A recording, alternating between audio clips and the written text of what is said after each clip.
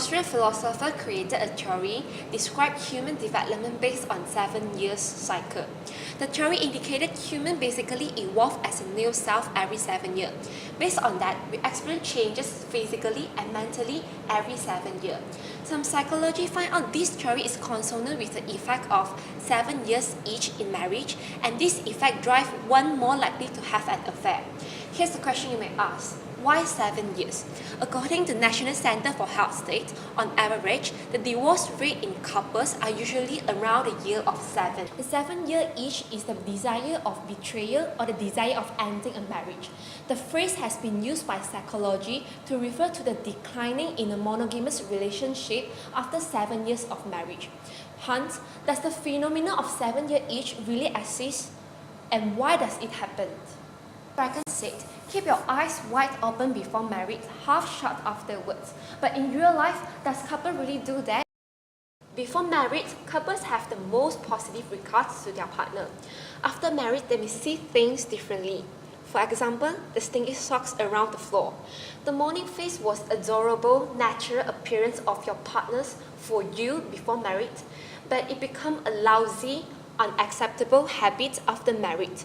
All the bad habit becomes visible after marriage. Why do we do that? People usually say that the first year of marriage is honeymoon period. When the very period has passed, those undesirable behaviors are being observed again and again. There's a time when you disclose many differences between you and your partner in terms of belief, behavior, attitude, which can result in argument. John Gottman, who is an emeritus professor of psychology, he disclosed that couples who end up getting divorced in 5 to 7 years is due to high conflict. The 7th year may be known as the peak point in a conflict. Once daily conflict is accumulated and reaches its peak point, couples undergo a stage called mutual adaptation, which is to encourage partners' desirable behavior and discourage undesirable one. They try to adapt to those behavior and characteristics of their partners that cannot be changed easily. Once mutual adaptation is success, a longer period of stability follows in a marital relationship. Unfortunately, Pittman says that women are usually the ones that recognize the need and call for the change. Gentlemen, please recall the way your partner asks you to flip up the toilet seat after using the toilet. Can you imagine that? She may repeatedly ask you to do so like a command whenever you are home. So, how will you react to such command, and how do you feel toward the situations? Will you feel annoyed or frustrated? Ladies, how do you think the gentleman would react to such daily conflict? This is why Pittman made the statement. Infidelities in men are attempts at escaping problems from women's nagging. So when mutual adaptations fail, one party cannot change the other, their marital relationship is affected and become unstable. From mutual adaptations, another alternative explanation of experienced 7 years each is boredom. After 5 to 7 years of marriage, couples become so accustomed to one another that it can feel like marriage is boring. All the initial excitement slowly settles down into routine.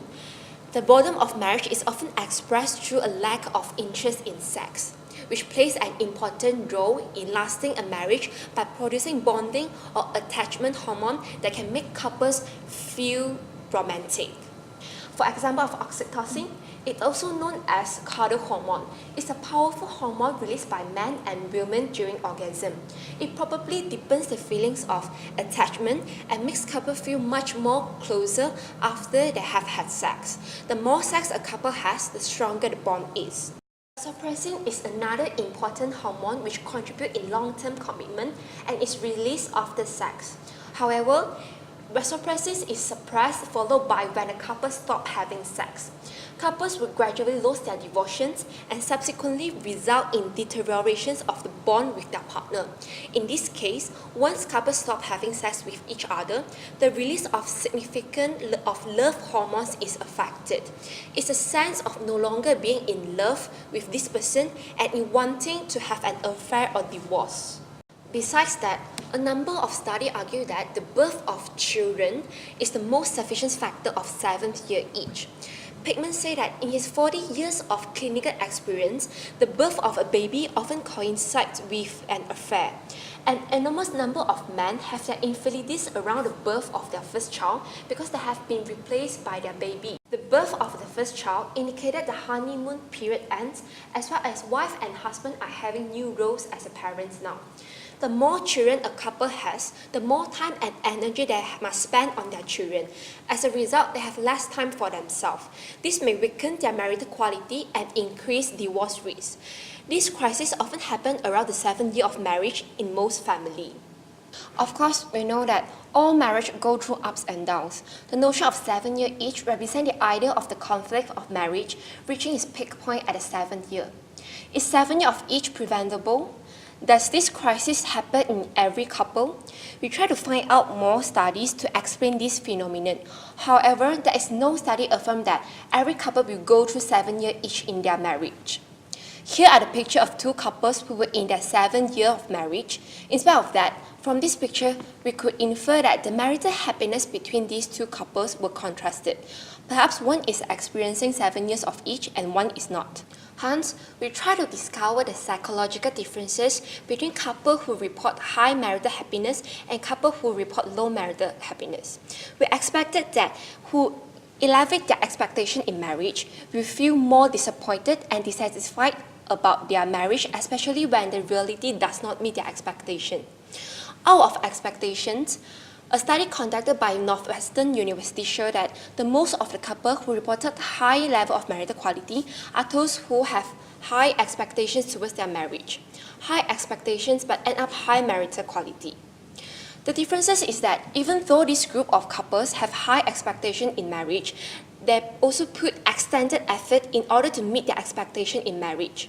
On the contrary, couples who report low marital quality are associated with long-term conflict, which may lead to 7 years of each we mentioned.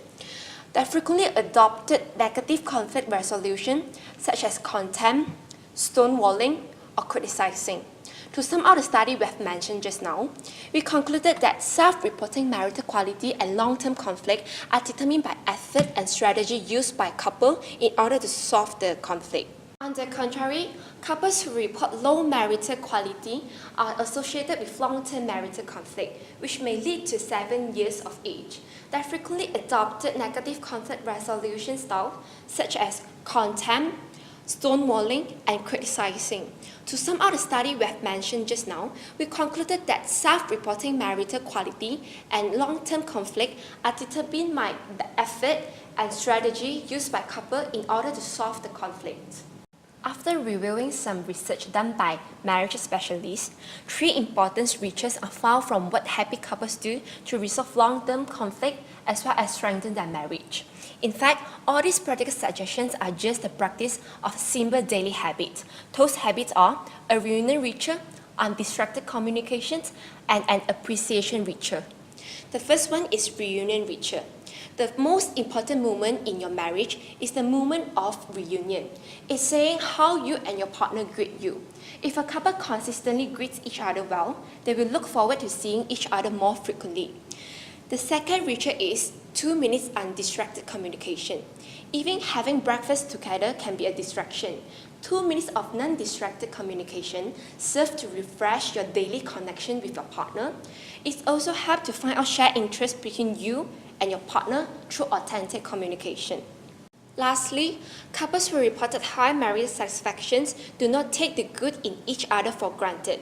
When couples start this ritual, they will stand to realize how much their loved ones are doing for them during the day.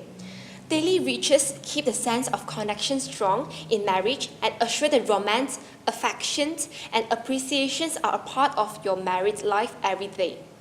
Staying married is more challenging than ever. Do you notice that all these 3 happiness-inducing actions are simple, learnable, doable by any wife or any husband? If you put each of the 3 biggest little things to work every day, I'm betting your marriage will improve, in some cases, radically. It's all my presentations today. Thank you.